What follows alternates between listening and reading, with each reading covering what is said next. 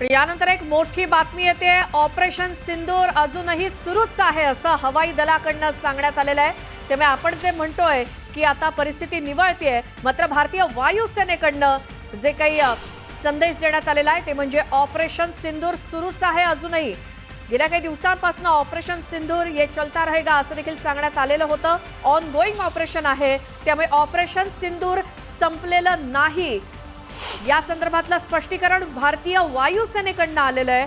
त्यामुळे ऑपरेशन सिंदूर अजूनही सुरूच आहे। त्या संदर्भातल्या बैठका उच्चस्तरीय होत आहेतच। याचं उदाहरण म्हणजे आता सध्या देखील पंतप्रधान नरेंद्र मोदींच्या शासकीय निवासस्थानी बैठक सुरू आहे। तीनही सैन्य दलांचे प्रमुख आहेत, संरक्षण मंत्री आहेत, अजित डोवाल आहेत। या सगळ्यांच्या उपस्थितीत सध्या मीटिंग सुरू आहे, बैठक सुरू आहे। त्यामुळे ही मीटिंग ऑपरेशन सिंदूर संदर्भातलीच आहे असं म्हणायला हरकत नाही। आणि भारतीय वायुसेनेकडून सांगण्यात आलंय ऑपरेशन सिंदूर काही संपलेलं नाही, ते अजून सुरूच आहे।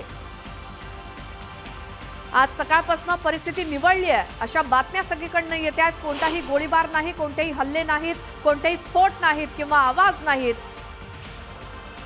त्यावरनं आता हा संघर्ष थांबला का किंवा काय नेमकं सुरू आहे या संदर्भातला जो काही संभ्रम होता नागरिकांचा तो आता भारतीय वायुसेनेनं दूर केलेला आहे। ते म्हणजे त्यांच्याकडनं सांगण्यात आलंय, हवाई दलाकडनं सांगण्यात आलंय की ऑपरेशन सिंदूर हे सुरूच आहे। ऑपरेशन सिंदूर काही संपलेलं नाही। 22 एप्रिल रोजी दहशतवाद्यांकडनं पहलगाममध्ये झालेल्या हल्ल्यानंतर जे काही पाकिस्तानला धडा शिकवण्यासाठी ऑपरेशन सिंदूर भारताकडनं राबवण्यात आलं ते काही अजून संपलेलं नाही। ऑपरेशन सिंदूर हे सुरूच आहे असं अधिकृतपणे भारतीय वायुसेनेकडनं सांगण्यात आलंय। त्यामुळे